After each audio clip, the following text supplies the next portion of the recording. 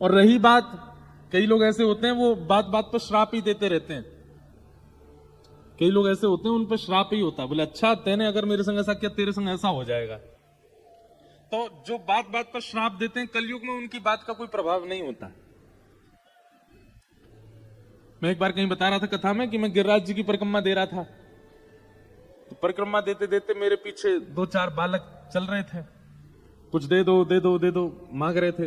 और एक को दे दिया, वो अपने रिश्तेदारों को लिया और मांगो। अरे मैंने की खाली जेब है मेरी, कुछ है नहीं मेरे पास। बोले दे दे तेरा भगवान भला करेगा, यूं होगा त्यों होगा। जब नहीं दिया तो बोले रुक जा आगे चल तेरा पांव टूट जाएगा। तो जो बात बात पर ऐसा आपको कह देते हैं, कई ऐसे लोग होते हैं, कई बहुत गलती से ज्ञानी बन जाते हैं ना लोग, वो भी ऐसे हो जाते हैं, अच्छा हमारा अपमान कर रहे हो जाओ तुम्हारा ऐसा हो जाएगा। घबराने की आवश्यकता नहीं। जो बोल करके करते हैं कलयुग में उनका श्राप नहीं लगता, पर जो वास्तविक होते हैं उनके हृदय को पीड़ा होती है ना, तो वो बुरा तो आपका नहीं चाहेंगे, पर उनकी हृदय की पीड़ा ठाकुर जी तक पहुंच जाती। भक्त भक्ति भगवंत गुरु चतुर नाम वपु एक। भक्त को दी गई पीड़ा ठाकुर जी तक होती है, और ठाकुर जी उसका बदला लेते हैं। इसलिए कभी किसी का अनहित मत चाहिए। आपको कोई बात बुरी लगे आप कह दीजिए, आप उससे उसका समाधान ले लीजिए, पर किसी का अनहित मत करिए, क्योंकि कलयुग में श्राप बोल करके नहीं दिया जाता है। पीड़ित हृदय ही श्राप है कलिकाल में। राजा परीक्षित को श्राप लग गया 7 दिन में मरने का। तत्पश्चात गंगा के तट पर राजा परीक्षित गए, अनेक संत वहां उपस्थित थे। सबसे राजा परीक्षित ने प्रश्न किया कि महाराज जल्दी मरने वाली की मुक्ति का उपाय बताइए। तब कोई भी राजा परीक्षित को समाधान नहीं दे पाया। उस स्थिति में वहां पर आगमन हुआ श्री शुकाचार्य जी महाराज का। तत्रा भवद भगवान व्यासपुत्रो यदिच्छया गामटमानो नपेक्ष अलक्षलिंगो निजलावतुष्टो व्रतस्य बालैरवधूत भेष। सुखदेव जी का आगमन हुआ। सुखदेव जी की एक पहचान बताइए क्या? प्रेमना पठन भागवतम सनई सनई। सुखदेव जी कैसे हैं? बोले चलते फिरते उठते बैठते बस उनके मुख से भगवान नाम भागवत के श्लोक ही प्रकट होते रहते हैं।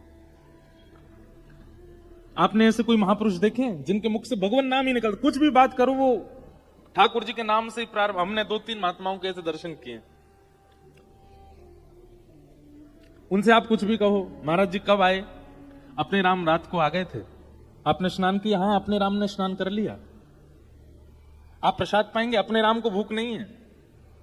अपने राम वहां जा रहे हैं, अपने राम राम कहकर के कई लोग बोलते हैं। भगवान नाम से ही उनका बात चलती है। एक हमारे और महाराज जी हैं, वो भगवान हर बात पे भगवान कहेंगे। भगवान आ रहे हैं, भगवान हम जा रहे हैं, भगवान हम ये, भगवान।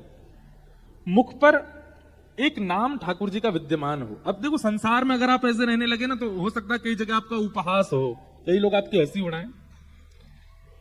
पर एक बात याद रखिएगा, प्रेम में व्यक्ति को परवाह नहीं होती कि कौन क्या बोल रहा है। तो भक्ति में क्यों परवाह होती है? प्रेमी व्यक्ति को परवाह नहीं होती। उसकी माताजी समझाती है पिताजी, ए उस लड़की के चक्कर में मत रहे, ऐसा होगा देख तो लोग क्या बोलेंगे तेरे बारे में। वो परवाह नहीं करता। प्रेम है तो प्रेम है। लड़की को समझाते हैं उस लड़का के चक्कर में मत रहो, ऐसा है वैसा है, ये करता है। उसको प्रेम होता है तो वो उसको परवाह नहीं होती लोग क्या कहेंगे। लेकिन भक्ति में सबको परवाह होती है। हम तिलक लगा के स्कूल कैसे चले जाएं, सब लोग बोलेंगे। हम कंठी पहन करके ऑफिस कैसे चले जाएं, सब लोग बोलेंगे।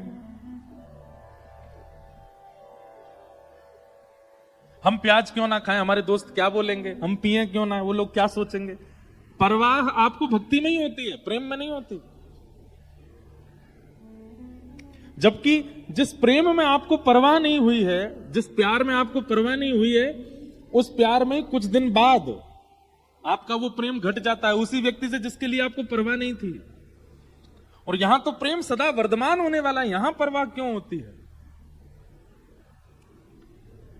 अगर एक बार भी आप कृष्णाश्रित हो चुके हैं, कृष्ण पथ पर चल चुके हैं, भक्ति पथ के अनुगामी हो चुके हैं, हमारी हाथ जोड़ के विनती है, परवाह मत कीजिएगा। फिर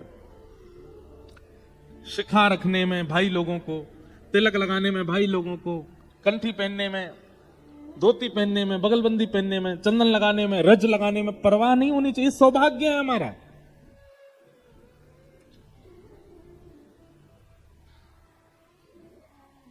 हम तो एक बात और कहते हैं, अगर आप वैष्णव हो और अभी तक अब आपका विवाह नहीं हुआ है और विवाह के लिए माता पिता फोर्स कर रहे हैं, तो अपने बायोडाटा में यह भी मेंशन करवाइएगा कि आप वैष्णव हो, आप हर महीने वृंदावन जाते हो, आप नाम जप करते हो, आप तिलक लगाते हो, आप कंठी पहनते हो, आप इन्हें महाराज जी को सुनते हो। ये सब भी आपके बायोडाटा में, आपका वैष्णव स्वरूप भी होना चाहिए। उसको हम छुपा देते हैं, उसको नहीं बताते।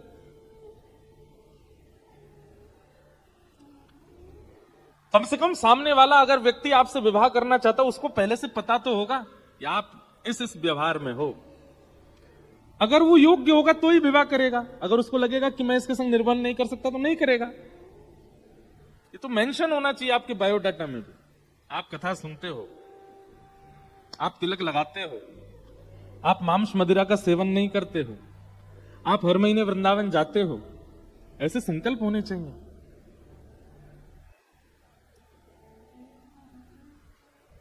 और हम तो एक बात कहें,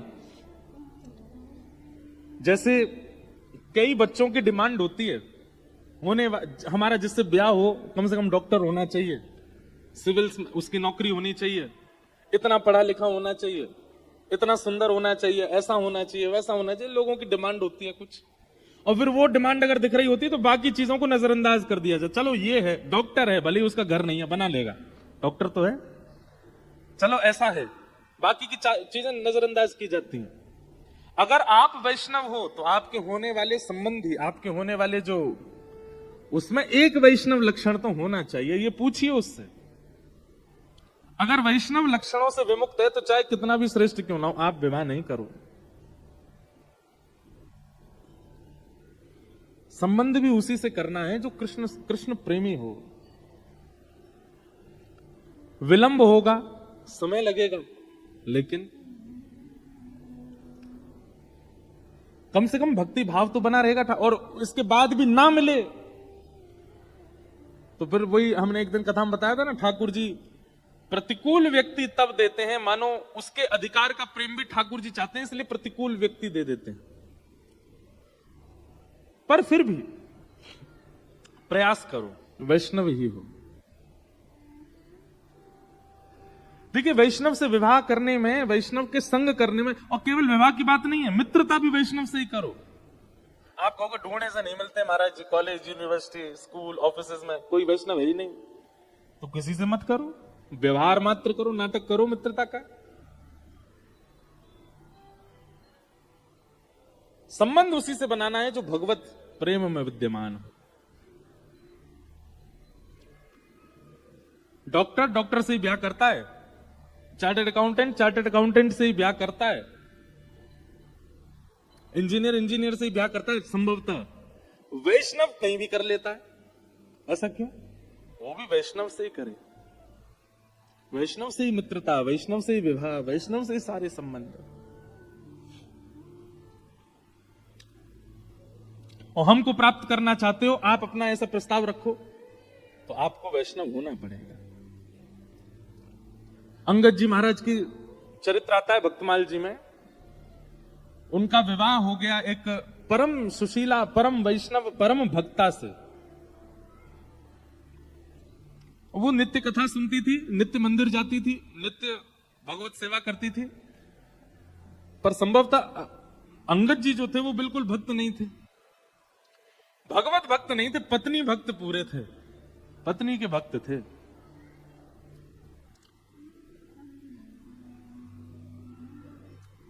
पत्नी के भक्त थे, इसलिए पत्नी ने उनसे 2-3 बातें करवाने का, मैया ये रस्सी यही मारी लगाई कि यहां ना आओ, चलो आ जाओ, लाओ शरबत है हमें वो पिला दो।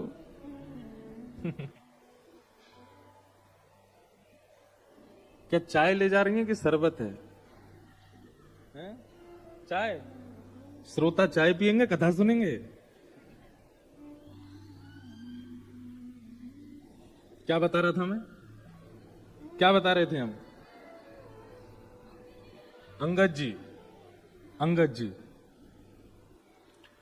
तो अंगद जी की पत्नी, उसने मन में विचार किया कि मेरे तो पूरे भक्त हैं, मेरी आज्ञा पूरी मानते हैं, तो अपनी आज्ञा से ही वो ले जाती थी। अच्छा, आप हमसे बहुत प्रेम करते हैं? बोले हाँ, चलो आज मंदिर चलो हमारे लिए। तो उनके लिए मंदिर जाते थे, उनके लिए संतों को प्रणाम करते थे, उनके लिए कथा में जाते थे।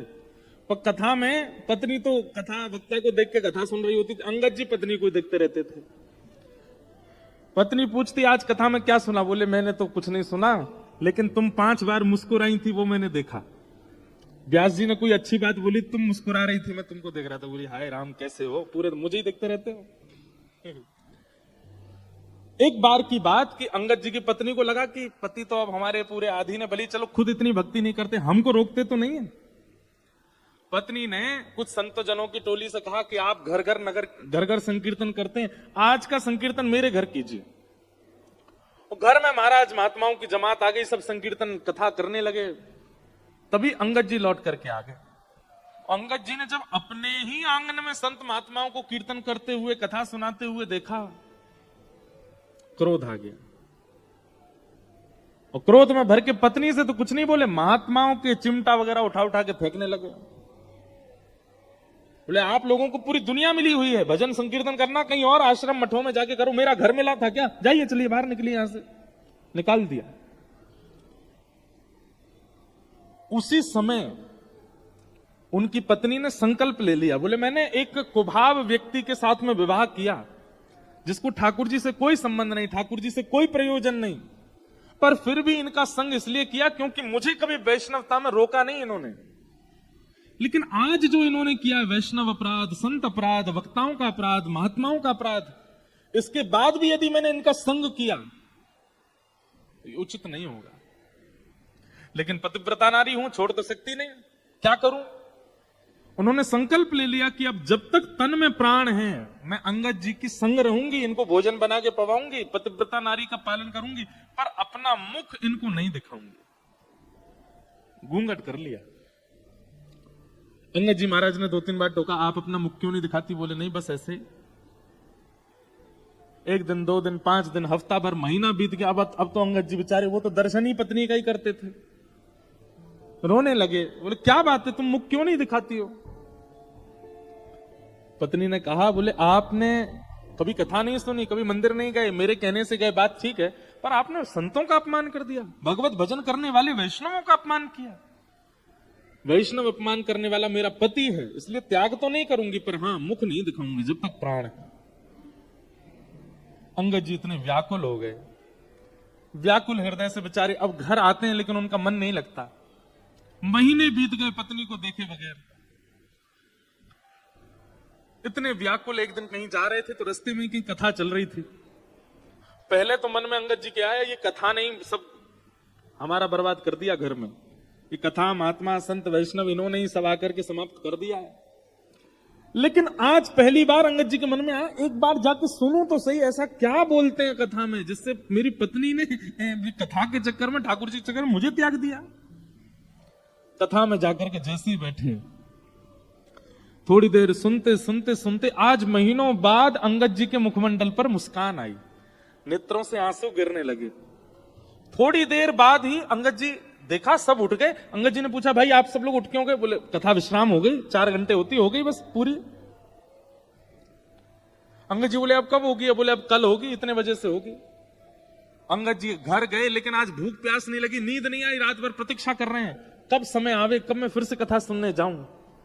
ऐसी ललक लगी कथा सुनने की। अब तो अंगद जी महाराज, पहले पत्नी नहीं दिखती है इस गम में बड़े व्याकुल थे, पर अब बहुत प्रसन्न रहते हैं। क्यों? अब उनको कथा सुनने को मिलती है। एक दिन नगर में कथा चल रही थी और व्यास जी ने कोई कीर्तन गाया। कीर्तन सुनकर के अंगद जी भाव विह्वल होकर खड़े हो गए, नेत्रों से आंसू गिरने लगे, भुजा उठा करके नृत्य करने लगे। उनका नृत्य ऐसा था कि सब उनको देखने लगे। अभी सबसे आगे बैठी थी पत्नी उनकी, किसी ने कहा, अरे देखो ये वैष्णव कितना अच्छा नृत्य कर रहा है। अंगद जी की पत्नी ने पीछे मुड़ करके जब देखा, तो अंगद जी को नाचते हुए जब देखा, बोली ये तो मेरे पतिदेव हैं, ये कथा में। अच्छा केवल नृत्य होता तो ये भी पता चलता आडंबर, पर नेत्रों से आंसू गिर रहे हैं और अविरल अश्रुधार गिर रही है, मुखमंडल लाल पड़ चुका है, कृष्ण विरह व्याप्त चित्त में। उससे प्रतीत हो रहा था कि एक दिन की कथा का असर नहीं है, ये तो लगता है महीनों से मुझे पता नहीं है, ये कथा ही सुनने हैं। आज उनकी पत्नी बड़ी प्रसन्न हो गई। जैसे ही अंगद जी लौट करके आए, उनकी पत्नी ने घूंघट ऊपर कर लिया। अंगद जी महाराज आती बोले, देवी घूंघट कर लो, मैं आ गया हूं। बोले नहीं नहीं, अब घूंघट की आवश्यकता नहीं है। पति जब कृष्ण विमुख हो गया था, पति जब वैष्णव विमुख हो गया था, तो उससे मुख छुपाना था, पर अब वो जब सन्मुख हो गया तो उससे मुख, आप भी वैष्णव हो गए हो, आपसे मुख कैसे क्यों छुपाऊं? लीजिए देख लीजिए, 6 महीना हो गए आपने देखा नहीं मेरा मुख, देख लीजिए। अंगद जी ने नेत्र भर के देखा। पत्नी बोली, अब आप प्रसन्न हैं? अंगद जी बोले, सही बताऊं? बोले हाँ। पहले तुम्हारा मुख रूप देखने में जो सुख मिलता था ना, अब वो इच्छा नहीं हो रही है मेरी। अब मेरी इच्छा समाप्त हो चुकी है। देवी तुम बहुत सुंदर हो, तुम्हारे रूप बहुत सुंदर है, पर पता नहीं क्यों जब से मैंने कृष्ण के गुण सुने, जब से मैंने ठाकुर जी के लक्षण सुने, अब आपका रूप सुंदर बना रहे, पर अब इच्छा आपको देखने की नहीं, अब तो परमात्मा को देखने की, अब तो श्री कृष्ण को देखने की। अंगद जी की पत्नी, उन्होंने ऐसा संकल्प लिया कि जिसके कारण उनके पति भगवत युक्त हो गए।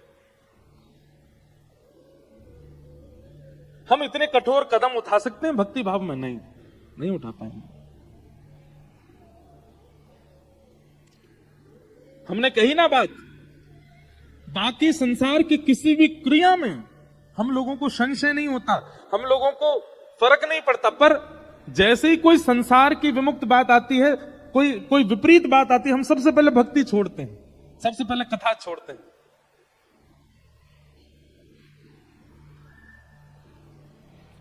अभी सागर में हमारी कथा थी, वहां एक वैष्णव बालिका आई कथा में। तो कथा के बाद जब सुबह मिलने के लिए आई, तो अब रूप से पता चल जाता है कि कुछ क्रम चल रहा था विवाह का उनके घर। तो आकर के बोली, महाराज जी मेरा विवाह है परसों, हमको निकलने नहीं दिया जाता बाहर, पर हमें पता चली कि कथा होने वाली है सागर में। हम घर वालों से लड़ लिए कि नहीं जाएंगे, महाराज जी आ रहे हैं, कथा हो रही है, इसमें तो जाना है। लोगों ने बहुत रोका टोका, बातें भी बनाई रिश्तेदारों ने, पर हमको कोई फर्क नहीं पड़ा कि ठाकुर जी आए, गिरधर लाल जी आए, तो दर्शन तो करना है। जैसा त्याग, जैसा समर्पण, जैसी स्वतंत्रता संसार के विषय के प्रति होती है, ऐसी ठाकुर जी के प्रति हो जाए।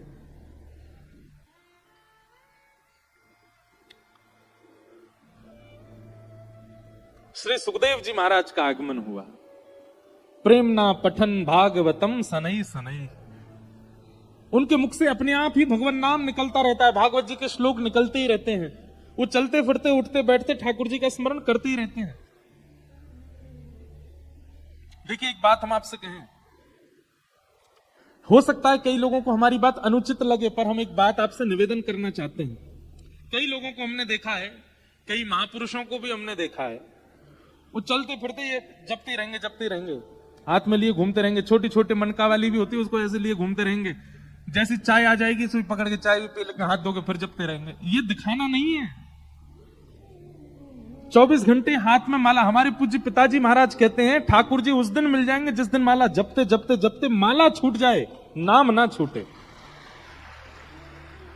ये साधन है। साधन 24 घंटे नहीं रहना है हाथ में, नाम होना चाहिए जिह्वा पर। इसके बिना अगर नाम प्रकट नहीं होता है तो कहीं ना कहीं आपकी भक्ति में चूक है। आपको जरूरत पड़ती है, एक साधन मिलेगा तो ही आप नाम जप कर पाओगे।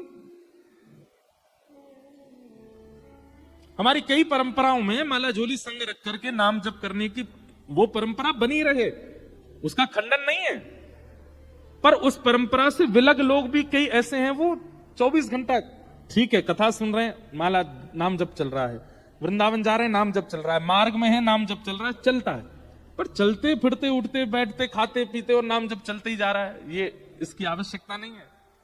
नाम हृदय में होता है, नाम जिह्वा पर होता है, नाम मन में होता है, वहां चलते रहना चाहिए।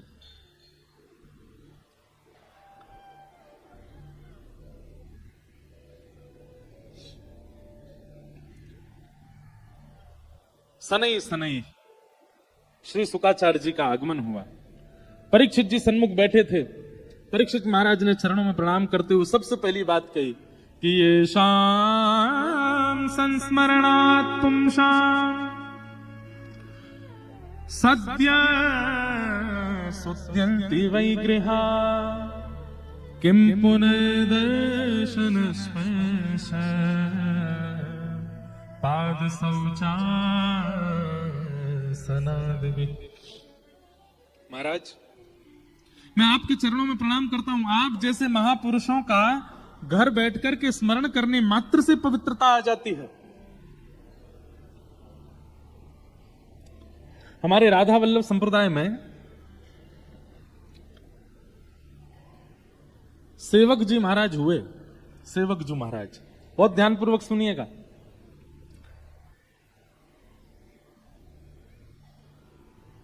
सेवक जू के चरित्र में एक बहुत सुंदर कथा आती है। देखिए, बहुत ध्यान से सुनिएगा, बहुत बड़ी एक रहस्यात्मक बात है।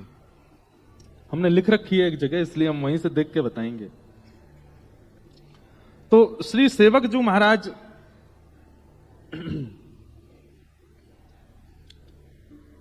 जिनका पूर्व नाम था दामोदर दास जी। क्या नाम था? आप जबलपुर के पास के निवासी थे, मध्य प्रदेश में। तो आपके एक मित्र थे चतुर्भुज दास और आपका नाम था दामोदर दास। तो एक दिन की बात है कि श्री सेवक जी नाम उनका बाद में पड़ा, पहले इनका नाम दामोदर दास था। तो दामोदर दास जी, चतुर्भुज दास जी, उन दोनों का सत्संग के प्रति, भक्ति के प्रति, भजन के प्रति पहले से ही बहुत रुझान था। तो कभी भी नगर में कोई संत आते थे, महापुरुषों की टोली आती थी, तो ये दोनों जरूर जाते थे और जाकर के उनके मध्य बैठ करके कुछ चर्चा सुनते थे, उनकी सेवा करते थे। एक बार वृंदावन के कुछ संतों की टोली आई और ये दोनों जाकर के चुपचाप बैठ गए, उनकी सबकी चर्चा सुनने लगे। तभी उन महापुरुषों ने ऐसे निकुंज रस का भाव कहा। निकुंज रस किसको कहते हैं? जहां पर रास विलास, जहां पर प्रिया प्रियतम की अंतरंग चर्चाएं, जहां पर मान लीला, दान लीला आदि आदि लीलाओं का चर्चा का प्राकट्य प्रादुर्भाव होता हो, विशेष रूप से रास का भाव जहां प्रकट होता हो, उसको निकुंज लीला कहते हैं। तो जैसे ही निकुंज लीला का उन्होंने वाचन सुना तो दामोदर दास और चतुर्भुज दास दोनों अत्यंत लीन हो गए लीला में, मानो जैसे खो गए हों। और जब होश में आए तो बहुत समय व्यतीत हो चुका था, पर उनको ऐसा लगा अभी 2 ही क्षण निकले हैं। तुरंत उनने उन संत चरणों के चरण पकड़ लिए, बोले भगवान, ये जो लीलाएं आप सुना रहे हैं, ये जो भाव आप सुना रहे हैं, इन लीलाओं का, इन भावों का उद्दीपन कहां से मिला आपको? किसने किया? तब उन संत महापुरुषों ने बताया, बोले वृंदावन में श्री हित हरिवंश महाप्रभु विराजते, उनके द्वारा ये भाव प्रकट किए गए। उसी समय चतुर्भुज दास और दामोदर दास जी के चित्त में आ गया कि हम वृंदावन जाएंगे और श्री हितरवंश महाप्रभु के अनुगत्य को स्वीकार, उनके ग्रहण करेंगे। लेकिन किसी कारणवश नहीं जा पाए वृंदावन, बहुत दिन हो गए। एक दिन उन्हीं संतों की टोली फिर आई और फिर से उनसे चर्चा जब सुनी तो चर्चा सुनने के बाद दामोदर दास, चतुर्भुज दास दोनों ने कहा अब हम वृंदावन जाने के लिए तैयार हैं, अब हम जाकर के उनका आश्रय लेंगे। तभी उन संतों में से किसी ने कहा, बोले भैया अब तो बहुत विलंब हो गया। बोले क्यों? बोले महाप्रभु जी तो भगवत लीला में प्रवेश हो गए। हितरवंश महाप्रभु मानसरोवर यमुना पल्ली पार ठाकुर जी का चिंतन करते करते ठाकुर जी की लीला में ही प्रवेश कर गए हैं। ये बात जैसे ही सुनी दोनों व्याकुल हो गए। लेकिन दामोदर दास जी तो इतने व्याकुल हो गए, इतने व्याकुल हो गए, उसी समय ध्यान में चले गए, मानसी में प्रवेश कर गए और महाप्रभु जी का अत्यंत विरह वेदना से चिंतन करने लगे। ऐसा कहते हैं उनका चिंतन इतना प्रगाढ़ था, इतना दिव्य था, इतनी उत्सुकता से महाप्रभु जी को याद कर रहे थे, नेत्रों से अश्रु प्रकट हो रहा था। 1 दिन, 2 दिन, 3 दिन, 4 दिन बीत गए और 3-4 दिन के बाद तभी क्या हुआ, उस जबलपुर के पास के गांव में जहां के वो निवासी थे, अपने आप श्री यमुना जी प्रकट हो गई, वृंदावन की लता गुल्म पत्र प्रकट हो गए, वृंदावन के सुंदर सुंदर देवालय प्रकट हो गए, वृंदावन जैसी सुगंध प्रकट हो गई, वृंदावन के मयूर प्रकट हो गए, वृंदावन के बानर प्रकट हो गए, ब्रजवासी प्रकट हो गए। एक साथ संपूर्ण वृंदावन का अनुभव उनको होने लगा। वे भूल गए कि मैं कहां बैठा हूं, ऐसा लगने लगा मैं वृंदावन में आ गया हूं। और तभी क्या देखते हैं,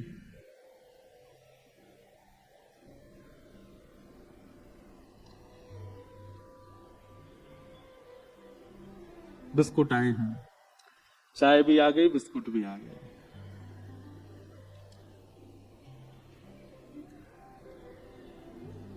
और देख के खिसक ली मैया। बड़े भोले लोग हैं भैया। क्या बता रहा था मैं? वृंदावन, हाँ नहीं, दामोदर दास जी का वृंदावन प्रकट हुआ। ऐसे हम भूल जाते हैं कथा। अब मेरे मुंह में पानी आ गया कि मैं बिस्किट खाऊं।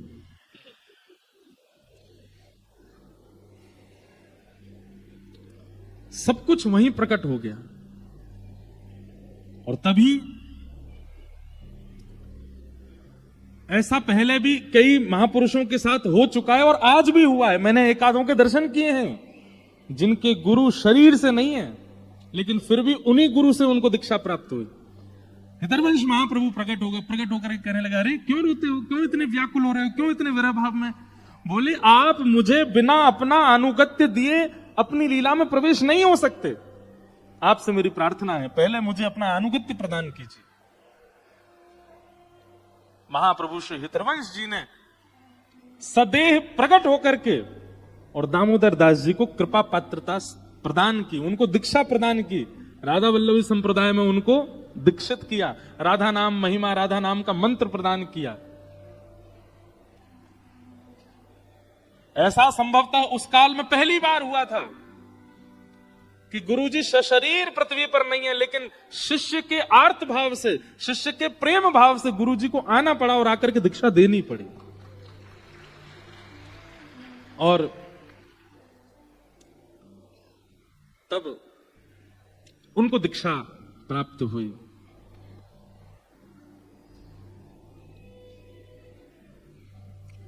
तब उन्होंने महाप्रभु जी के वर्णन में सेवक वाणी का संकलन किया। हमारे राधा वल्लभी संप्रदाय में हित चतुराशी जी, 84 जी और सेवक वाणी, इन दो का पाठ होता है। सेवक जी के इस पूरे महत्व को जब श्री वृंदावन में हितरवंश महाप्रभु के पुत्र वनचंद्र जी ने जब सुना, तो वनचंद्र जी ने संकल्प लिया कि जब सेवक जी वृंदावन आएंगे तो मैं खूब सारे रत्न, खूब सारे आभूषण, खूब सारे, जैसे नंदोत्सव पर रत्न लुटाए गए थे ऐसे लुटाऊंगा जिस दिन सेवक जी आएंगे। इतनी सुंदर लीला है, मुझे आज अचानक याद आ गई है। सेवक जी जब पहली बार वृंदावन आए तो कैसी लीला घटी। श्री राधा वल्लभ लाल जी खड़े थे और वनचंद्र जी उनकी सेवा श्रृंगार कर रहे थे, आरती कर रहे थे। तो सेवक जी जब वृंदावन आए तो सेवक जी ऐसा रूप धारण करके आए, रज आदि लगा करके, बिल्कुल सामान्य से वस्त्र धारण करके कि कोई पहचान ना ले, क्योंकि उनको पता चल गया था कि वृंदावन में ऐसी घोषणा हुई है, जिस दिन मैं वृंदावन जाऊंगा उस दिन राधा वल्लभ जी के रत्नकोष से रत्न लुटाए जाएंगे। उनको इस बात की उनको अच्छा नहीं लग रहा था कि मेरे जाने से ऐसा नहीं होना चाहिए, मैं तो एक सामान्य सेवक हूं। तो सेवक जी जैसे ही वृंदावन आए, कोई उनको पहचाना नहीं। राधा वल्लभ जी के मंदिर में आके इतनी भीड़ में आके खड़े हो गए, तब भी उनको कोई नहीं पहचाना। सेवक जी बोले, अच्छा कोई पहचाने ना, हम चुपचाप दर्शन करके चले यहां से। वृंदावन श्री वनचंद्र जी राधा वल्लभ जी की सेवा कर रहे थे, तभी राधा वल्लभ जी अपने नैन की ये पुतलियां हिलाने लगे ऐसे ऐसे। तो वनचंद जी ने पूछा, जय जय क्या हुआ? तो ठाकुर जी इशारा करके ऐसे बताने लगे, देखो कोई खड़ा है पीछे। और ठाकुर जी ने अपने नेत्रों के इशारे से बताया। जैसे ही वनचंद जी ने पीछे देखा, कहां? तो ठाकुर जी ऐसे नेत्र हिलाने लगे, वहां वो देखो पीछे खड़े हैं, वही हैं सेवक जी, इनका जिनके लिए तुमने घोषणा की थी। तुरंत वनचंद्र जी गए, जाकर के सेवक जी को हृदय से लगा। सेवक जी बोले, आप मुझे कैसे पहचान गए? तब वनचंद जी के नेत्र सजल हो गए, बोले कि भैया, किसी का रूप उसकी पहचान होता है, किसी के गुण उसकी पहचान होते हैं, किसी की वाणी उसकी पहचान होती है, किसी का ज्ञान उसकी पहचान होती है, पर आपकी पहचान तो राधा वल्लभ जी करा रहे हैं। आपकी पहचान तो राधा वल्लभ जी बता रहे, बोले ये खड़े सेवक जी। ऐसे श्री सेवक जी हुए। और फिर सेवक जी ने कहा, देखिए मैंने सुना है कि आपने घोषणा की थी कि मेरे आने पर आप राधा वल्लभ जी के रत्न कोष को लुटाएंगे। ऐसा मत कीजिए, राधा वल्लभ जी के रत्नों को, आभूषणों को आप इस प्रकार मत कीजिए। बोले अब हम घोषणा तो कर चुके हैं, कुछ तो करना पड़ेगा। बोले ठाकुर जी पर चढ़े हुए आभूषणों को मत कीजिए, मैं कोई इतना बड़ा व्यक्ति नहीं हूं, मैं कोई ऐसा नहीं हूं मेरे लिए आप ये करें। हाँ, आपने अगर घोषणा कर दी है तो फिर इसके प्रति कोई और लड्डू लुटा दीजिए, आदि। तो बोले नहीं नहीं, रत्न ही लुटाने हैं। तो कहते हैं वनचंद्र जी ने नए रत्न बनवाए, अमनिया। अमनिया किनको कहते हैं? जो ठाकुर जी को अभी पधराए नहीं गए उनको अमनिया कहते हैं। अमनिया रत्नों को लुटाए। लेकिन ऐसे श्री सेवक जी महाराज। ये बात हमने क्यों बताई? महापुरुषों के प्रत्यक्ष दर्शन हो, सामने बैठ के दर्शन हो, उनको प्रणाम करने को मिले, उसी से ही आपको आशीष मिलता है। नहीं, महाप्रभु शरीर से नहीं थे, फिर भी दामोदर दास जी को दीक्षा देकर के सेवक जी बना दिया। ये बात श्रीमद् भागवत में लिखी है, येषाम संस्मरणात् पुंसाम सुद्यन्ति वैगृहा किम पुनर्दर्शन स्पर्श पाद शौचासनादि भी। घर बैठ के आपके चिंतन में प्रगाढ़ता होनी चाहिए, आपके चिंतन में तत्परता होनी चाहिए। आपके गुरु तो जहां बैठे हो वहीं प्रकट हो जाएंगे, वहीं दर्शन दे देंगे। चाहे आपके स्वप्न में दर्शन दें, चाहे आपके अनुभव में दर्शन दें। कई लोग हमसे कहते हैं आप दीक्षा क्यों नहीं दे रहे हमको? हम सोचते तो हैं कि हम देंगे, पर हमको बहुत डर लगता है गुरु बनने में। हमको लगता है हम कथा वक्ता ही ठीक है। अब कई बालक हमको पता आरोप भी लगाते हैं, बोले आपको आरोप है। मैंने क्या आरोप है? बोले हमको कथा सुना करके कृष्ण भक्त बना दिया, और जब हम कह रहे हैं कि हमारा हाथ पकड़ लीजिए तो आप हमको दीक्षा नहीं दे रहे हो।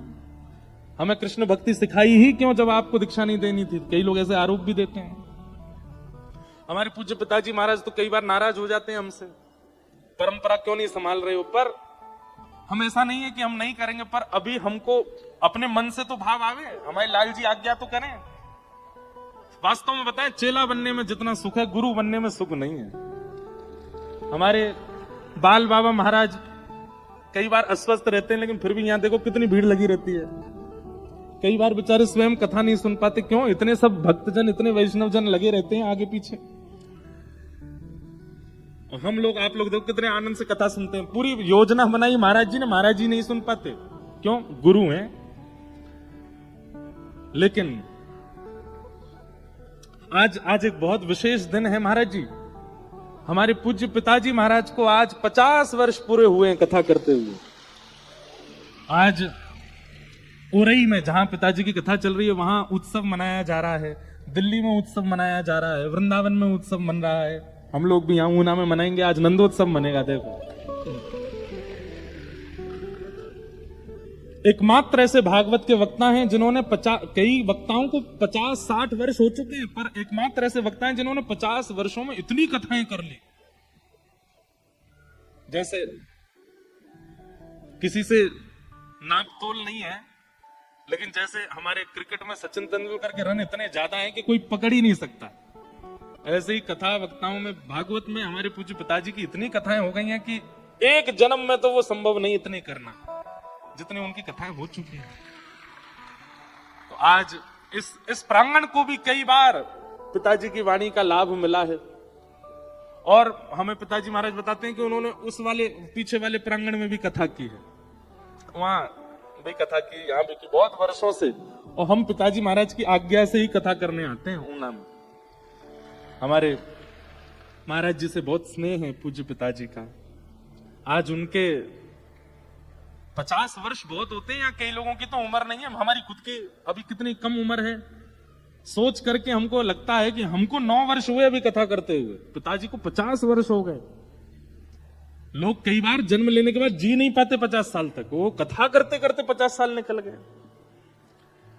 कभी कभी हमें लगता है कि 50 वर्ष तक इतना भागवत को गाया, वो अगर कुछ कह देंगे तो वो काम हो ही जाएगा। हम तो अपने पिताजी से एक ही बात कहते हैं कि पिताजी आप बस एक ही बात कह दिया करो, मैं सदा गिरधर को, गिरधर सदा मेरे, बस आप कह देंगे तो हो जाएगा। ऐसे पूज्य गुरुदेव भगवान को आज 50 वर्ष कथा करते हुए हैं। हमारे पूज्य बाल बाबा महाराज और समस्त ऊना वासियों की ओर से और यहाँ के सब भक्तों की ओर से पूज्य गुरुदेव भगवान को बधाई हो। ऐसी रूखी बधाई नहीं चाहिए, जोर की दो, बधाई हो, बधाई हो, बधाई हो। तो आपके निष्ठा में, आपके संकल्प में, आपके चिंतन में प्रगाढ़ता हो तो गुरु चाहे कहीं हो प्रकट हो जाएंगे सामने, चिंतन में प्रकट हो जाएंगे, स्वप्न में प्रकट हो जाएंगे। ये शाम संस्मरणात् पुंसा।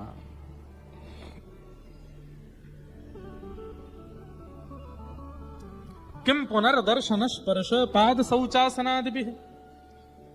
राजा परीक्षित सुखदेव जी से कह रहे हैं कि भगवान आपका स्मरण मात्र पवित्र कर देता है, आप प्रत्यक्ष सामने बैठे हैं, मैं क्या करूं, मैं आपके चरण छू लूं, मैं आपको वंदन कर लूं, उसी से ही मेरा उद्धार हो जाना है। आपका चिंतन घर पर बैठने मात्र करने से पवित्रता आ जाती है, आप सामने बैठे हैं मेरे।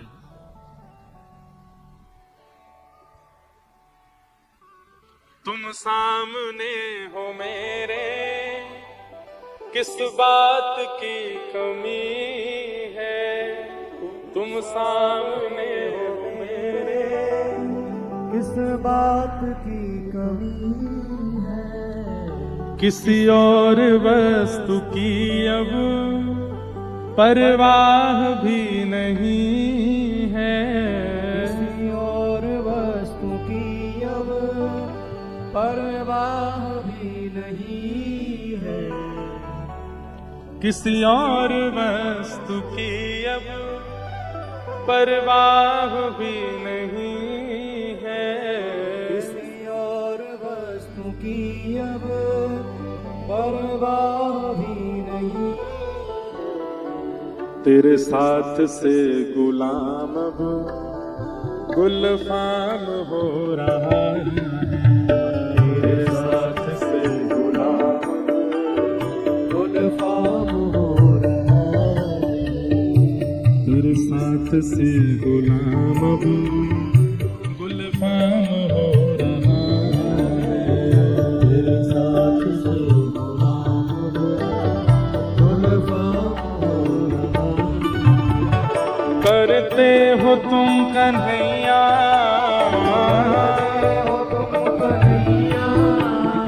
करते हो तुम कन्हैया,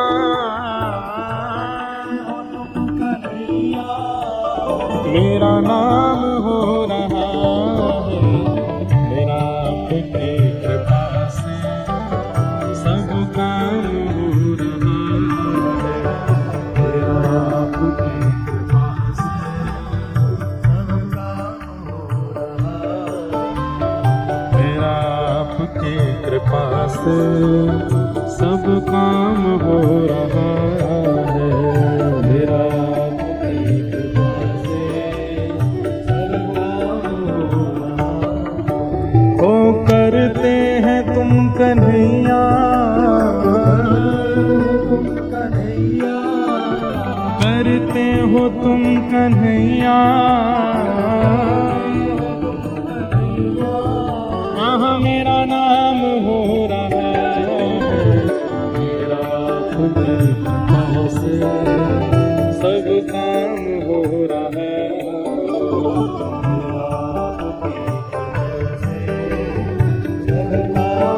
श्री राधा रमण लाल की।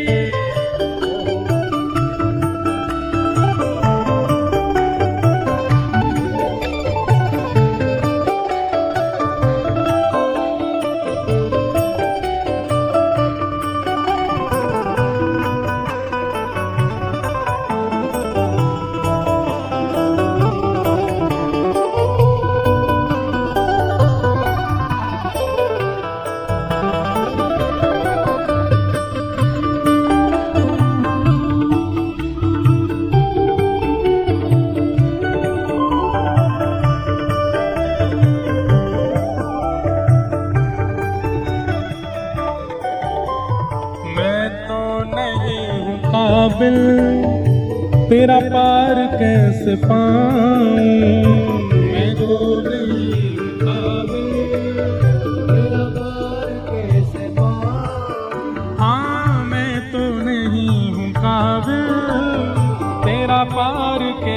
पाऊं। तो नहीं हो पावे तेरा पार कैसे पाऊं। यहाँ टूटी हुई वाणी से गुणगान कैसे गाऊं। टूटी हुई वाणी से गुणगान कैसे गाऊं। यहाँ टूटी हुई वाणी से गुणगान कैसे गाऊं। टूटी हुई वाणी से गुणगान कैसे गाऊं। तेरी ही प्रेरणा से, तेरी ही प्रेरणा से ये कमाल हो रहा है।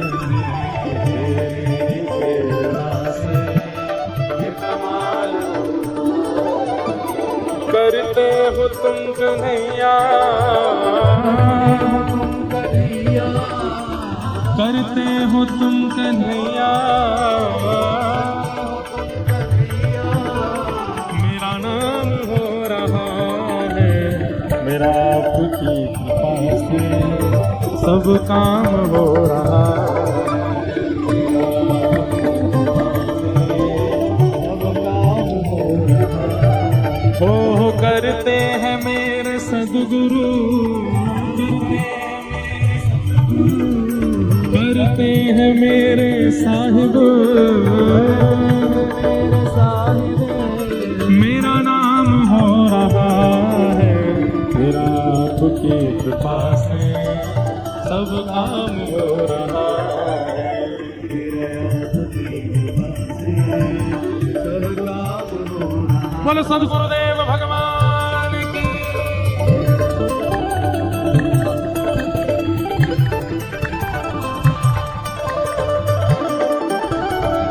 श्री राधा रमण लाल की।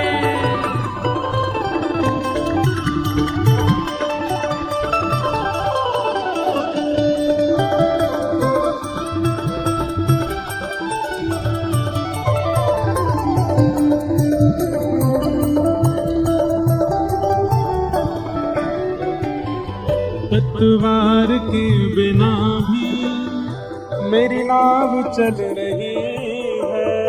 पतवार के बिना भी मेरी नाव चल रही है। हैरान है जमाना, मंजिल भी मिल रही है।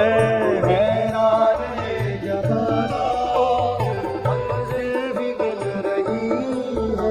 यहाँ हैरान है जमाना, मंजिल भी मिल रही है।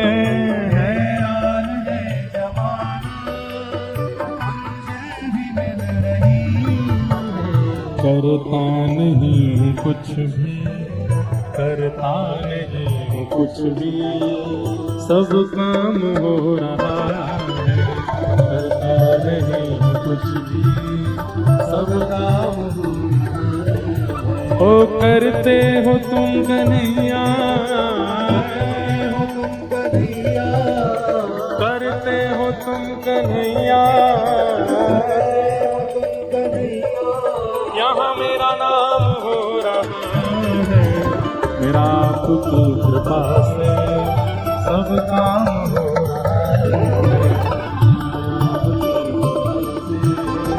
सब काम हो रहा है। हे मेरा आपकी कृपा से सब काम हो रहा है।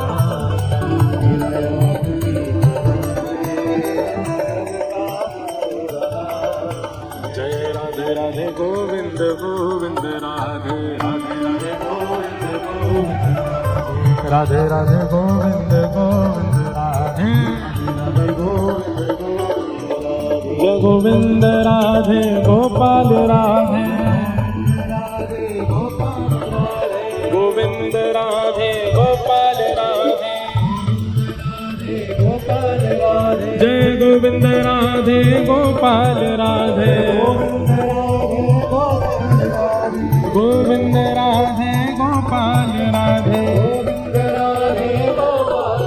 जय राधे राधे गोविंद गोविंद राधे, जय राधे राधे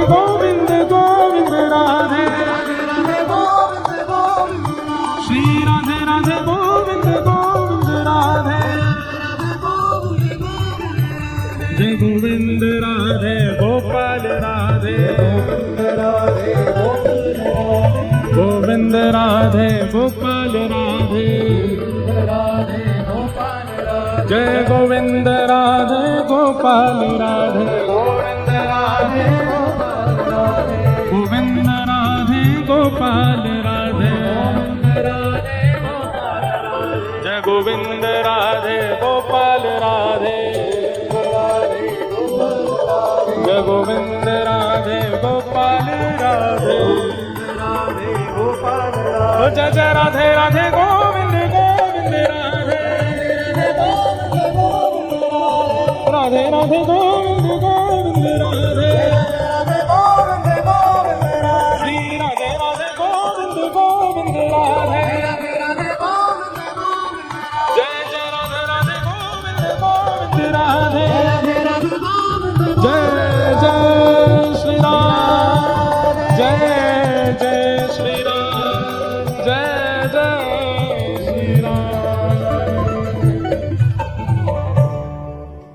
तुम सामने हो मेरे, किस बात की कमी है, तुम साथ हो जो मेरे, किस बात की कमी है, किसी और वस्तु की अब दरकार भी नहीं है, किसी और वस्तु की अब दरकार भी नहीं। वास्तव में गुरु दर्शन भगवत दर्शन इसी को कहते हैं।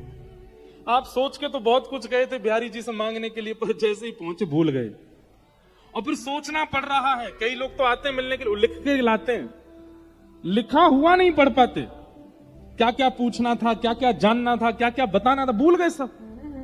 यही असली दर्शन है कि आप ठाकुर के सामने जाकर के भी अगर याद कर पा रहे हो कि आपको क्या मांगना था, तो आप ये बात स्पष्ट मान लीजिएगा कि बिहारी जी को ही आपसे मिलने में रुचि नहीं है, इसीलिए आपको याद है संसारी वस्तु। लेकिन ठाकुर जी के सन्मुख जाके, गुरुदेव के सन्मुख जाके, संतों के सन्मुख जाके, वैष्णवों के सन्मुख जाके, कथा वक्ताओं के सन्मुख आके विस्मृति हो जाती है, क्या सोच के आए थे। विदुरानी जी का प्रसंग सुना है ना, ठाकुर जी घर आ गए, कैसी हो गई विदुरानी, पैर धर कहीं रही हैं, जा कहीं और रही हैं।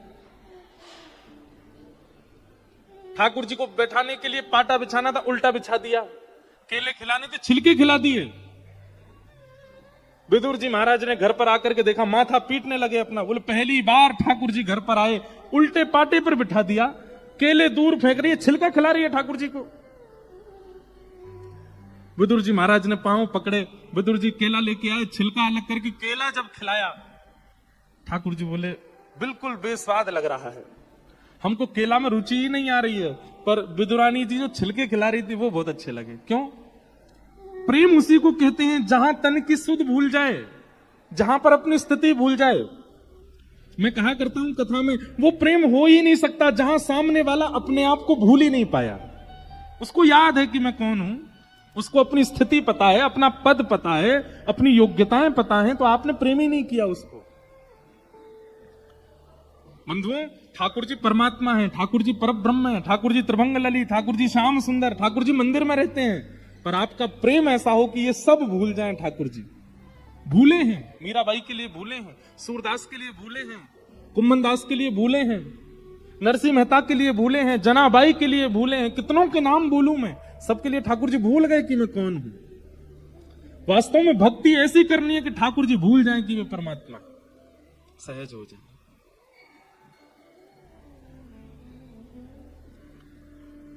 जिन गुरु के सामने जाके, जिन संतों के सन्मुख जाके, जब ठाकुर जी के सन्मुख जाके भी आपको याद है कि आपको क्या कहना है, तो आप शायद उनको रुचि नहीं है आपसे मिलने में, इसीलिए आपको याद है। उनको भी रुचि होगी तो आप भूल जाओगे। स्मृति। एक भाई मुझसे मिलने पता नहीं कहां से आया, विदेश में, ऑस्ट्रेलिया में एक जगह तस्मानिया, वहां से दौड़ता भागता आया। उसको 2 ही दिन का अवसर मिला, आने जाने में इतना समय लग गया। ऋषिकेश आया मिलने, वहां कथा थी, और आकर के मिला, रोए सो रोए खूब। मैंने हृदय से भी लगाया, हाथ भी पकड़े, सब काम किए। वापस चला गया, वहां जाकर के और रोया, उसके घर वालों ने संपर्क किया, बोले इसके प्राण चले जाएंगे, बात करा दो एक बार। मैंने कहा क्या हो गया? बोले मैं पूरी तैयारी करके आया था कि आपके साथ फोटो तो ले ही लूंगा, वो तो लेके ही नहीं गया। मैं इतनी दूर आकर के भी एक चित्र तक नहीं है मेरा। मैंने कहा कोई बात नहीं, मैं आऊंगा, वहीं आऊंगा तब मिल लूंगा। तो ये विस्मृति होना, ये प्रेम का द्योतक है। जहां याद रह जाता है कि क्या चर्चा करनी थी, क्या करना था, कैसे करना था, प्रेम नहीं।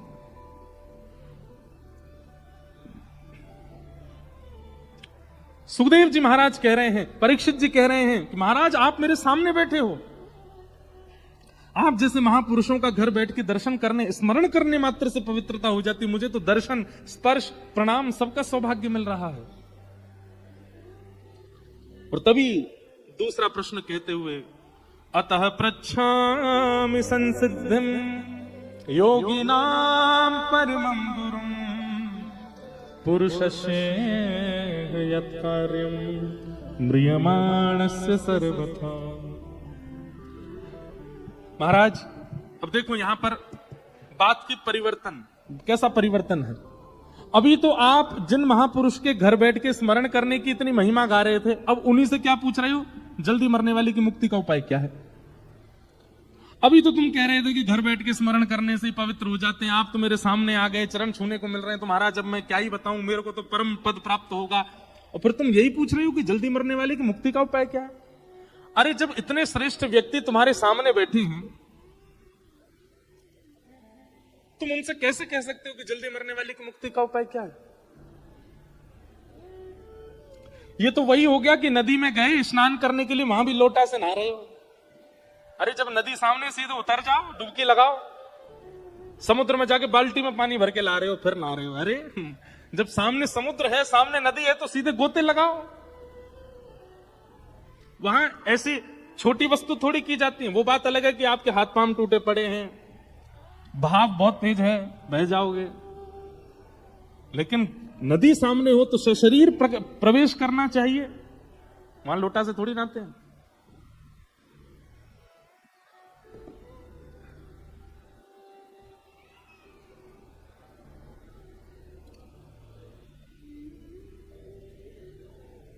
सुखदेव जी महाराज समझ गए, बोले ये प्रश्न तुमने अपने लिए नहीं किया।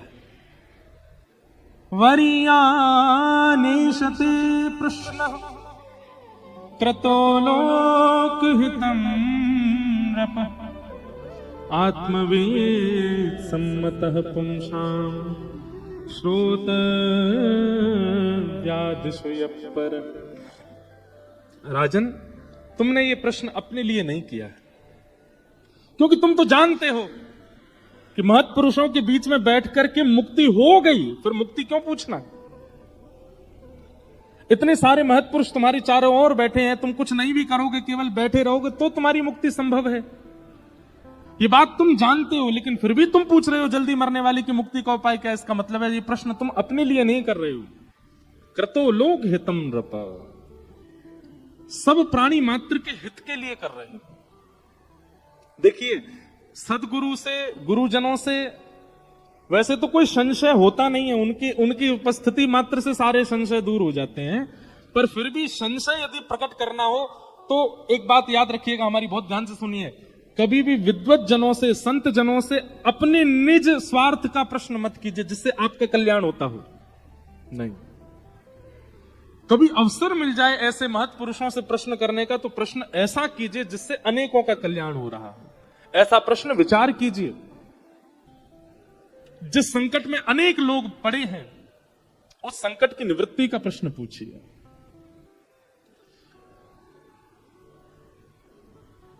लोग बाग इतने अद्भुत हैं, हमसे पूछते हैं सुदामा जी के पिताजी का नाम क्या था बताइए, राम जी की दादी जी कौन थी, इससे क्या होना है?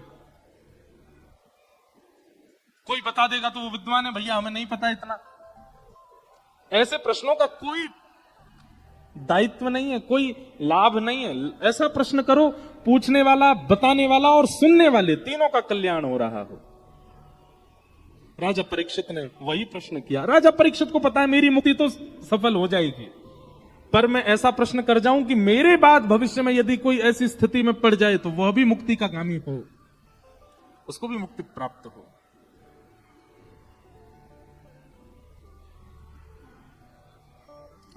राजा परीक्षित के बात सुनकर के शुकाचार्य जी कहते हैं, योगी नाम नृपनिर्णीतम हरेर्नामानुकीर्तनम।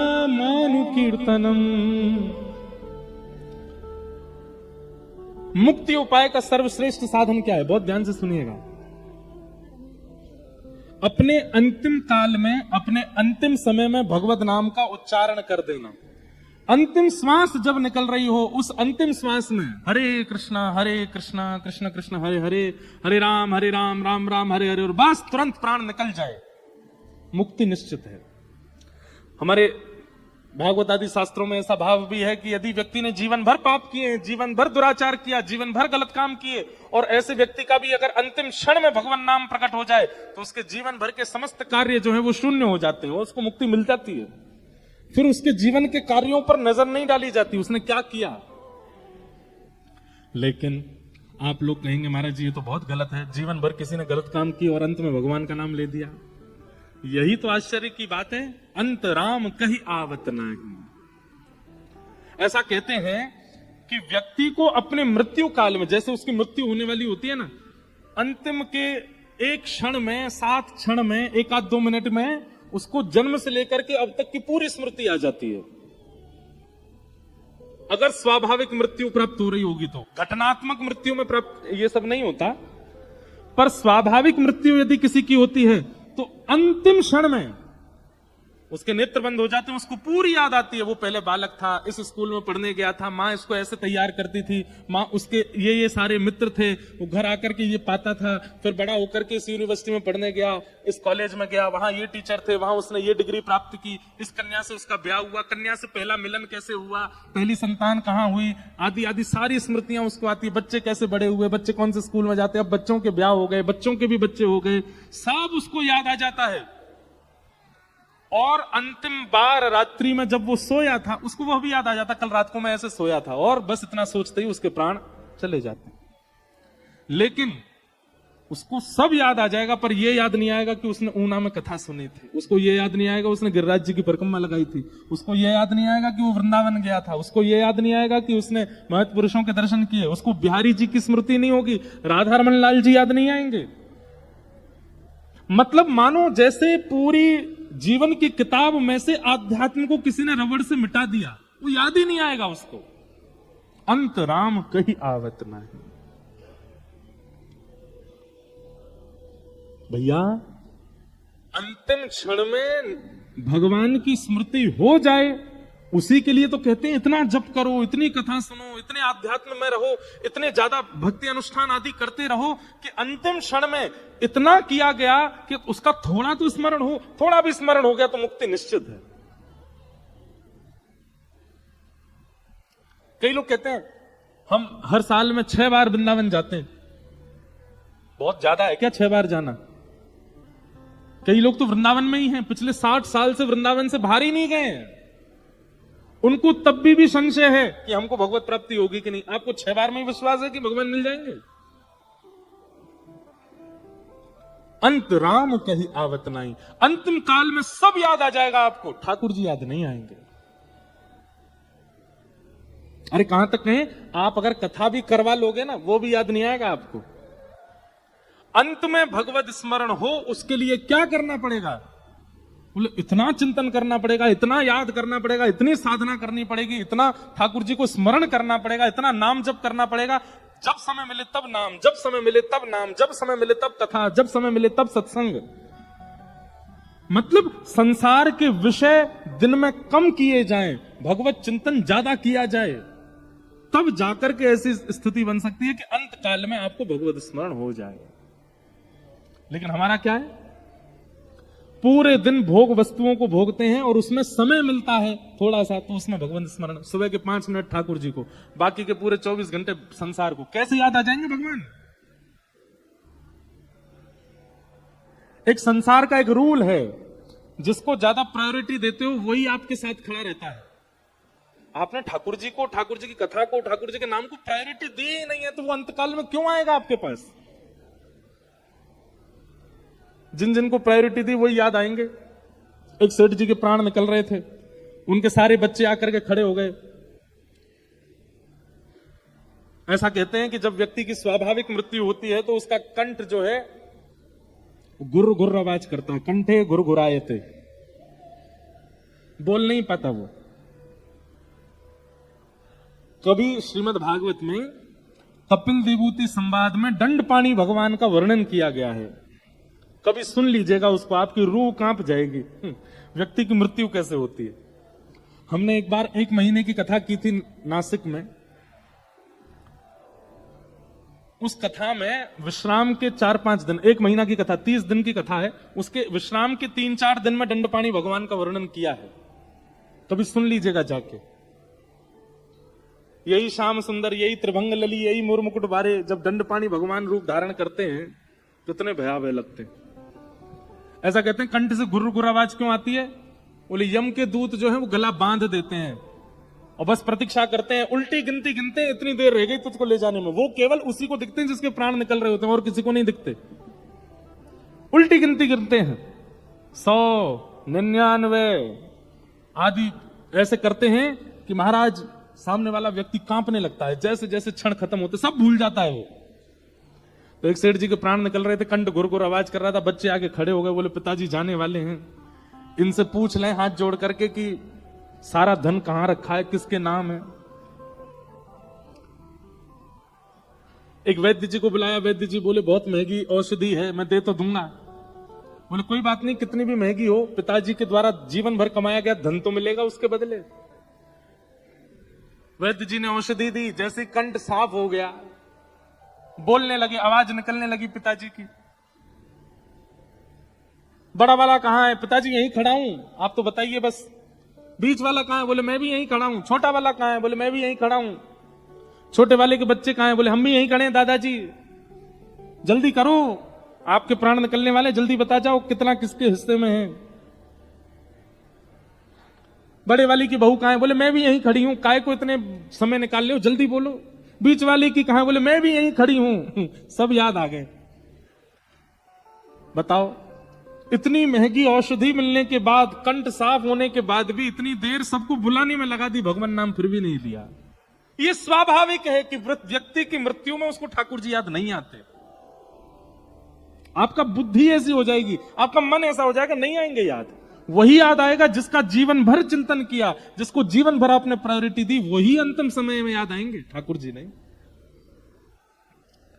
सब लोग खड़े हो गए, सबने पिताजी बता तो दीजिए। बोले मैं तो ये कह रहा हूं, मैं बहुत देर से देख रहा हूं, हमारी भैंस का पड्डा जो है वो झाड़ू खा रहा है, तुम लोग उसके मुंह से झाड़ू निकाल दो। झाड़ू पड्डा करते करते प्राण निकल गए, चले गए, भगवान नाम नहीं लिया। नाम नहीं आता, ठाकुर जी याद नहीं आते। इसलिए आज से एक संकल्प लीजिए, एक नाप तोल रखा कीजिए, आप संसार को कितना समय देते हो, संसार के विषयों को कितना समय देते हो, संसार की विषय वार्ता में, संसार के भोग विलास को आप कितना समय देते हो, उसकी काउंटिंग कीजिए और फिर उससे 1 घंटा 1.5 घंटा ज्यादा ठाकुर जी को दीजिए। तब जाकर के आपकी ऐसी स्थिति बनेगी कि आपके अंत काल में ठाकुर जी आपको याद आ जाए, नहीं तो नहीं आएंगे।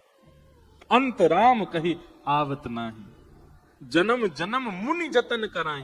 एक जन्म नहीं, अनेक जन्मों तक जतन करते तब भी भगवान याद नहीं आते।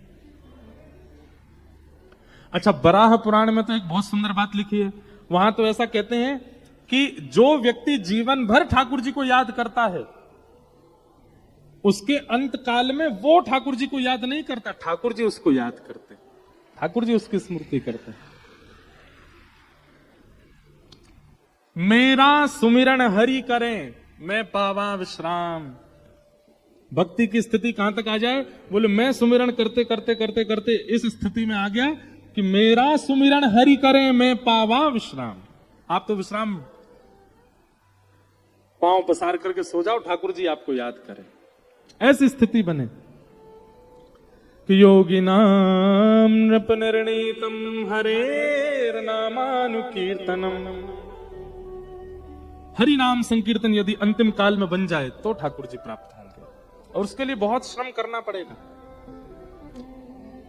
तो इस प्रकार श्री सुखदेव जी महाराज परीक्षित को ज्ञानोपदेश करते हैं और परीक्षित के चित्त से मुक्ति की इच्छा दूर करके भक्ति की इच्छा प्रकट करते हैं कि परीक्षित 7 दिन में मुक्ति मिले ऐसा मत कहो, 7 दिन में भक्ति मिले।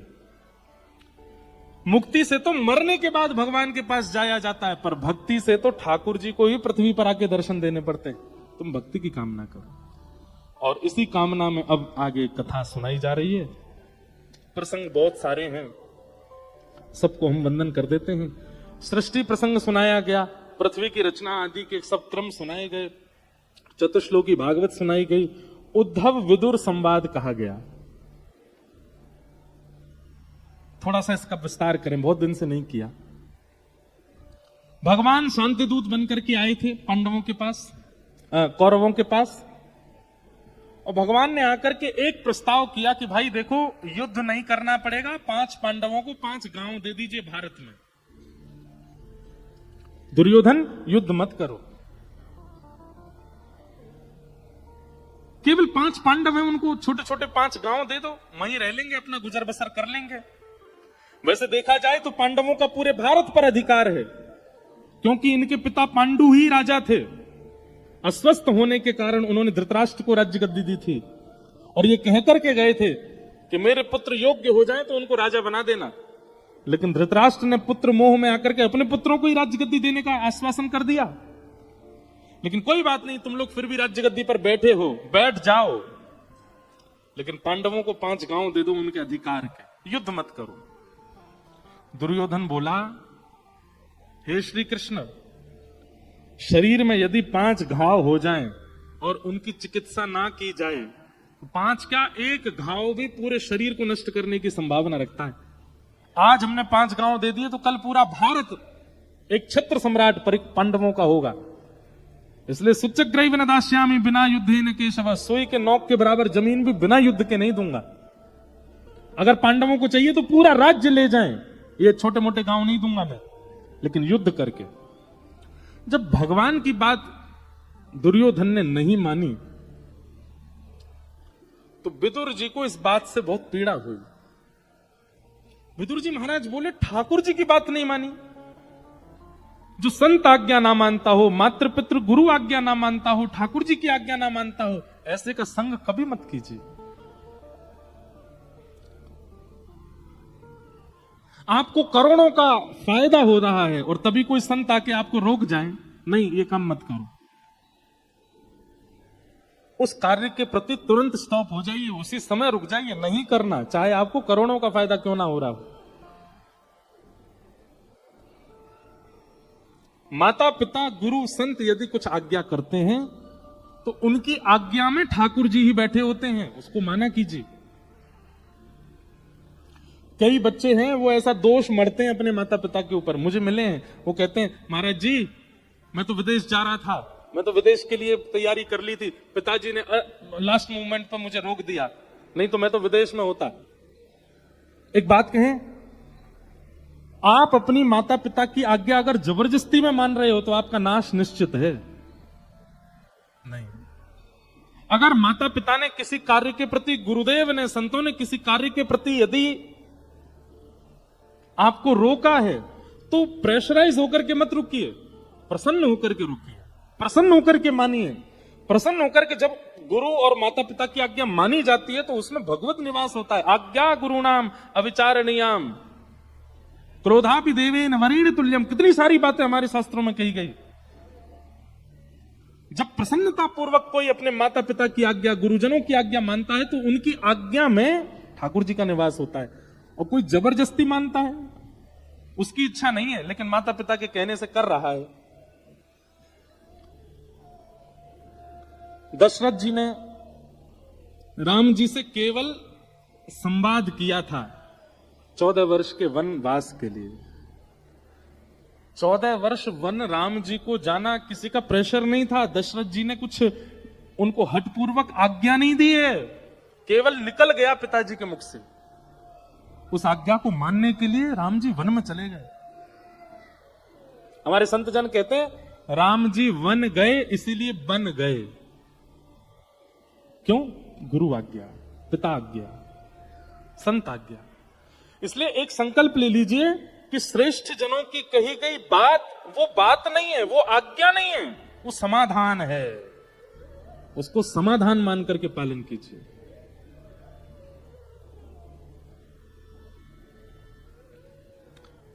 अब क्या करें, माता पिता कह रहे हैं करना पड़ेगा, ऐसे नहीं। उन्होंने कह दिया, आप विचार नहीं कर सकते, आप उस पर दुखी नहीं हो सकते, आप करिए। अगर विदेश जाने से रोक दिया है और आप सहर्ष हंस करके प्रसन्नता पूर्वक उसको स्वीकार करोगे, तो आपका यहीं रुक जाना आपके लिए लाभकारी होगा। आज्ञा के पालन में आपकी रुचि कितनी है, उस रुचि से भी आपका कार्य सफल होता है। तो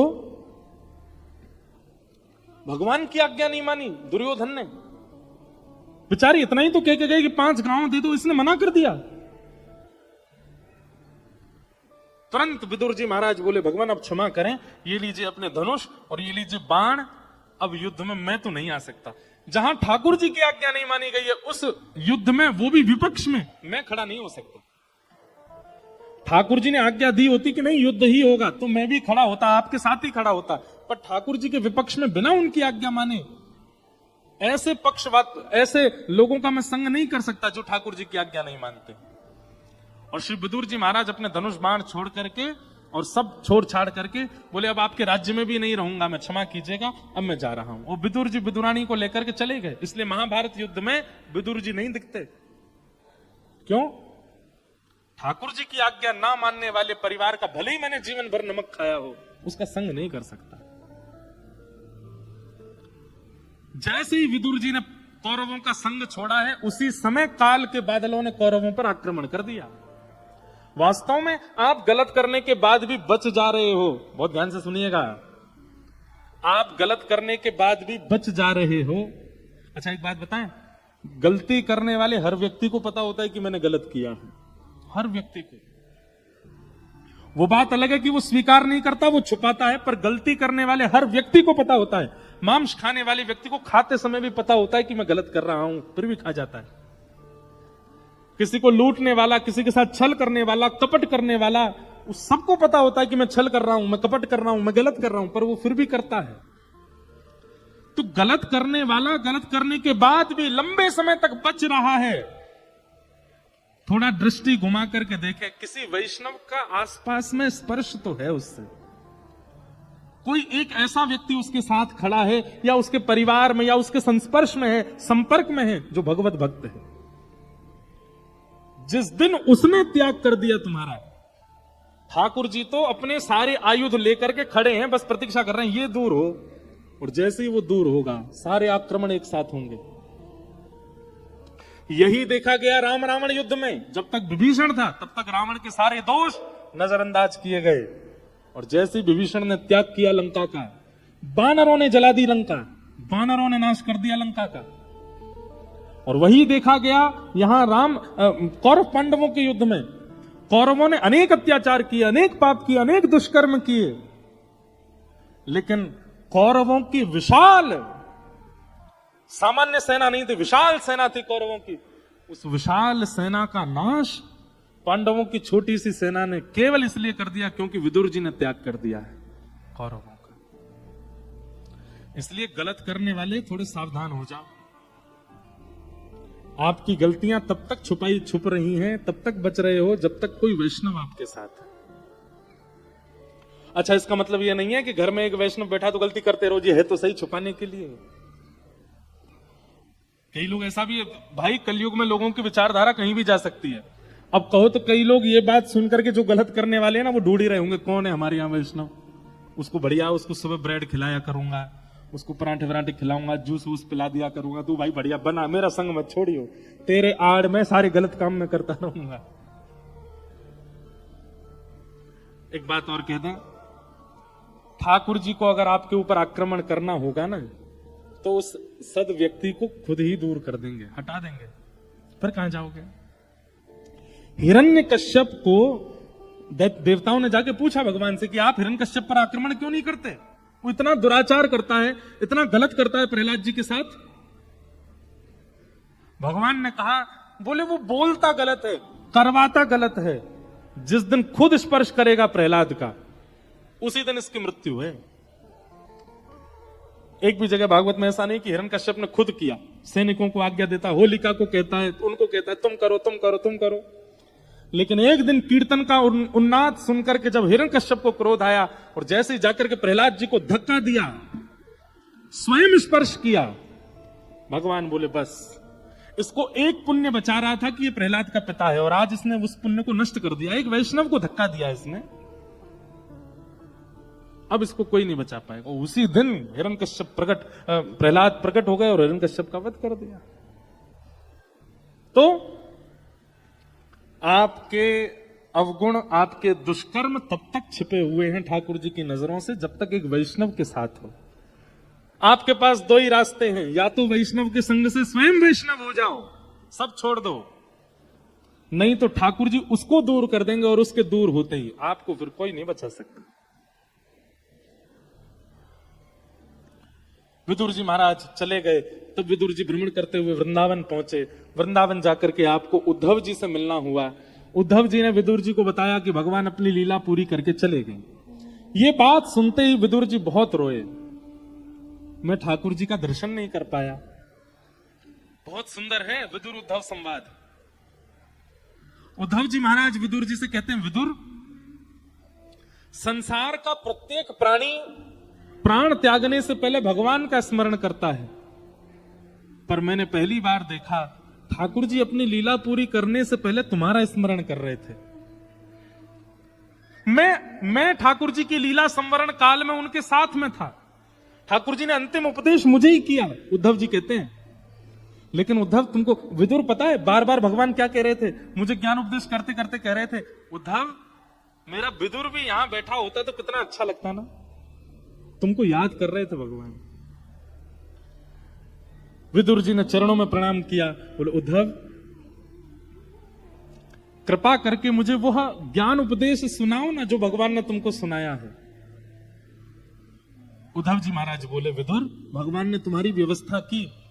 जब भगवान लीला पूरी करने लगे तो मैं और कई महापुरुष वहां बैठे थे। तब भगवान ने आज्ञा की थी मैत्रेय मुनि को कि हे मैत्रेय, मेरे परम प्रिय विदुर तुम्हारे आश्रम आएंगे तो यही ज्ञान उपदेश जो मैं तुमको दे रहा हूं वो उसको सुना देना। मैत्रेय मुनि आपकी प्रतीक्षा कर रहे हैं हरिद्वार में, आप जाइए, वही आपको ज्ञान उपदेश देंगे। तब विदुर जी महाराज मैत्रेय मुनि के पास गए और मैत्रेय मुनि ने उनको ज्ञान उपदेश किया। प्रश्न कर रहे हैं विदुर जी महाराज कि सुखाय कर्माणि करोति लोको। बहुत सुंदर प्रश्न है, बहुत ध्यान से सुनिएगा। कि सुखाय कर्माणि करोति लोको न ते सुखम वान्यदुपारमं वा विन्देत भूयस्तदैव दुःखम् यदत्र युक्तं भगवान वदेन्न। संसार में हर व्यक्ति सुख की कामना से ही कर्म कर रहा है, चाहे वो रिक्शा चलाने वाला हो, चाहे हवाई जहाज उड़ाने वाला हो, चाहे करोड़ों का टर्नओवर प्रतिदिन करने वाला हो, चाहे 150 रुपए की मजदूरी करने वाला हो। हर व्यक्ति कर्म क्यों करता है? उसको सुख चाहिए। लेकिन चाहे करोड़ों कमाने वाला, चाहे 150 कमाने वाला, सुख किसी को नहीं मिलता। सब कर्म सुख के लिए करते हो, सुख ही नहीं मिलता है। इसके पीछे आपका नजरिया क्या है? बंधुओं, बहुत ध्यानपूर्वक हमारी बात सुनिएगा। आज कथा का क्रम तो बहुत है, पर हम क्या बताएं, एक जगह रुक जाते हैं तो उसी के विस्तार में ही लग जाते हैं। हर व्यक्ति कर्म क्यों कर रहा है? सुख की प्राप्ति के लिए। पर हमें एक बात आप सब लोग बताइएगा, क्या आप इतनी मेहनत करने के बाद भी सुखी हो? नहीं। हम अपनी बात कह रहे हैं, निजी बात है, बोलनी तो नहीं चाहिए मंच से, पर हम अपनी एक बात कह रहे हैं। किसी समय में हमको ऐसा लगता था कि हे ठाकुर जी, आपकी कथा से एक दिन भी हमको अवकाश नहीं मिले, हम रोज कथा कहते रहे, ऐसी कृपा कर दो हमारे ऊपर। आपकी कथा गाने का अवसर प्रतिदिन मिला करे। और अब वो अवसर आ गया है, हम 22 दिसंबर के घर से निकले हैं और 15 मार्च को घर जाएंगे, तब तक घर जा ही नहीं रहे। लेकिन कभी कभी इतनी कथाएं करते हुए मैं भी उदास हो जाता हूं। रात को इतने दिन हो गए वृंदावन नहीं गए, तटिया स्थान का दर्शन नहीं किया, यमुना जी कैसी बह रही होंगे वृंदावन में, राधारमन लाल जी में कितने लोग जा रहे होंगे। अब तो कहां तक कहें, लोग वृंदावन होके आते हैं, हमसे आके मिलते, महाराज जी बिहारी जी का प्रसाद, तो हमको उससे चिड़ और रोने लगती है। मैंने कहा हम जन्मे वृंदावन में, और जे देखो इसको दर्शन का लाभ मिल गया। कई लोग तो ऐसे हैं वो पिछले 1.5 महीना में हमसे 5 बार मिल चुके हैं और 5 बार वृंदावन होके आ गए, हम जन्म हो लेकर के भी नहीं जा पाए। हम दुखी तो नहीं है, पर कभी कभी ऐसा लगता है कि वृंदावन से तो दूर ही हो गए।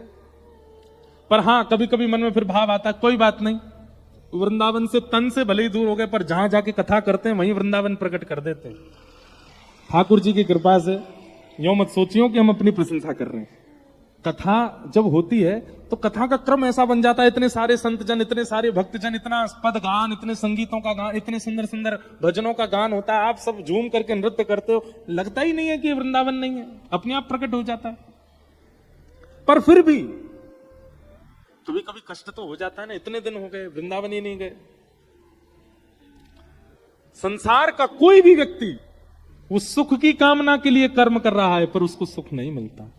इसका मतलब क्या है? आपने कामना ही गलत की है, सुख की कामना ही मत करो। तो फिर कामना क्या रखें? क्योंकि कई बार ऐसा होता है कि बिना एम के आप कर्म कैसे करोगे? जब तक आपका एम निश्चित नहीं होगा, जब तक आपकी कोई कामना नहीं होगी, आप कर्म कैसे कर पाओगे? गीता जी कहती तो है कि कर्म फल त्याग, पर उसी गीता में भगवान श्री कृष्ण इसका उत्तर भी देते हैं। क्या? सुख की इच्छा से कर्म मत करो, तो शांति की इच्छा से कर्म करो। मुझे शांति मिले, सुख मिले नहीं। सुख और शांति दोनों में परिवर्तन होता, अलग होता है। अच्छा, कभी किसी को ये कहते हुए सुना, मुझे गुलाब जामुन खा के बड़ी शांति मिली। कोई नहीं बोलता। छोले भटूरे खा के मुझे बहुत शांति मिली, सब यही कहते सुख मिला, अच्छा लगा, मजे आ गए। सुख इच्छाओं की पूर्ति से होता है, सुख इच्छाओं की पूर्ति से होता है, और शांति इच्छाओं की निवृत्ति से मिलती है। अब जब लोगों के दांत टूट जाते हैं सारे, एक भी दांत नहीं बचते, तब उनका मन होता है गोलगप्पा खाने का। अब उस समय में गोलगप्पे खाने की इच्छा यदि प्रकट करें, वो कैसे खाएगा बेचारा? तो बुढ़ापे में व्यक्ति ये इच्छा प्रकट नहीं करता कि मुझे गोलगप्पा खिलाओ, वो ये इच्छा प्रकट करता है, हे नाथ मेरी इच्छा खत्म करो, मेरा मन ही नहीं करे खाने का। ये मन होता है पर मैं खा ही नहीं सकता। बुढ़ापे में ना करके युवावस्था में इच्छा की निवृत्ति हो जाए तो शांति मिलती है। हमारी इच्छा ही नहीं है, हमारे सामने 56 भोग धर दो, हमारा मन भटकेगा ही नहीं। हमारे सामने कितनी भी विषयी वस्तु प्रकट कर दो, हमारा मन उसकी ओर जाएगा ही नहीं। इसे शांति कहते हैं। इसलिए कर्म के पीछे उद्देश्य सुख मत रखिए, क्योंकि सुख जो है ना वो बढ़ता ही रहता है, बढ़ता ही रहता है, बढ़ता ही रहता है। वो एक बार, अभी आप जब 6 साल के थे, 5 साल के थे, तो एक टॉफी आपको सुख कर सकती थी, लेकिन आज आपकी उम्र 30 साल की हो गई।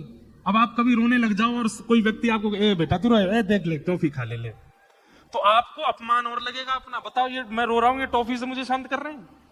मैं कोई छोटा बच्चा हूं? इसका मतलब क्या है? सुख बढ़ता है।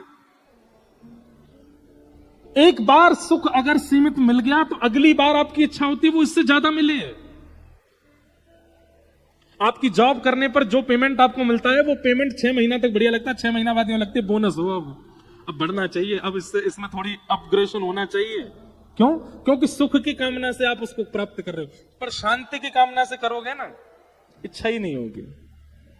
अगर 1 महीना विलंब से भी पेमेंट आएगा तो भी चल जाएगा, कोई जरूरत नहीं। शांति है, शांति। सुख की कामना से कर्म करोगे तो सुख कभी नहीं मिलेगा। शांति की कामना से कर्म करोगे तो आपका कर्म शांति प्रदान कर देगा। मतलब ये तो वही बात हो गई, दर्द सिर में हो रहा है और दवाई पेट दर्द की खा रहे हो। पेट दर्द की दवाई से सिर दर्द ठीक होगा? नहीं होगा, सिर दर्द की ही खानी पड़ेगी। ठीक वैसे ही कर्म करने के पीछे शांति का उद्देश्य होना चाहिए, पर उद्देश्य हमने सुख बना रखा है, कैसे मिल जाएगा शांति? विदुर जी महाराज ने कई प्रश्न किए और सब प्रश्नों के उत्तर से मैत्रेय मुनि देते हैं और फिर यहां से मैत्रेय मुनि ही कथा सुनाना प्रारंभ करते हैं। पृथ्वी के सृजन की कथा सुनाई गई। स्वयंभू मनु हुए, स्वयंभू मनु के 3 पुत्री 2 पुत्र हुए। बड़ी पुत्री का नाम आकुति, मझली का देवहूति, छोटी का प्रसूति। देवहूति माता का विवाह कर्दम प्रजापति के साथ में हुआ, कर्दम ऋषि के साथ में हुआ और कर्दम ऋषि देवहूति माता के यहाँ भगवान कपिल रूप धारण करके प्रकट हुए। बोलो कपिल भगवान की। भगवान कपिल रूप धारण करके आए और देवहूति माता के अनेक संशयों का समाधान किया। ऐसे कपिल देवहूति संवाद को हम प्रणाम करते हैं।